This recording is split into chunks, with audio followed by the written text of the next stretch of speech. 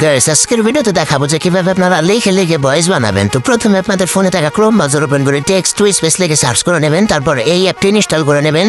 তো আমার আগের থেকে ইনস্টল করা আছে, এবার ফোনের হোম পেজে আসলাম, আসার পর অ্যাপটা ওপেন করে নিলাম। তো তারপর দেখতে পারবেন যে কন্টিনিউ লেখা আছে, কন্টিনিউতে ট্যাপ করে নেবেন। ট্যাপ করার পর এখানে ক্রস বাটন দেখতে পারবেন, ক্রসে ট্যাপ করে নেবেন। তারপর এখানে স্কিপ টিউটোরিয়াল লেখা দেখতে পারবেন, ওটা ট্যাপ করে নেবেন।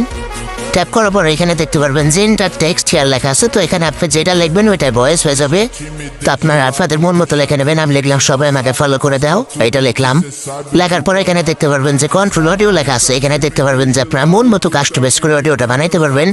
তারপর এখানে স্পিকার মতো একটা অপশন দেখতে পারবেন, এটা চাপ দিলে আপনারা যে লেখাটা লিখছেন ওইটা অডিও শুনতে পারবেন। আপনারা বুঝতে পারছেন কি বলছি, মানে যেটা আপনি লিখছেন ওইটার অডিও শুনতে পারবেন। তারপরে মন মতো কাস্টমাইজ করার পরে এখানে আপনারা এক্সপোর্ট লেখা দেখতে পারবেন, এক্সপোর্টে ট্যাপ করে নেবেন। তারপর এখানে আপনার যে ফাইলে সেভ করতে চান ওই ফাইলের নাম লিখে নেবেন, একটা লিখলেই হবে। লেখা সেভ বাটনে ট্যাপ করে দিলে এই অডিওটা সেভ হয়ে যাবে। এভাবে আপনারা লিখে লিখে ভয়েস বানাতে পারবেন।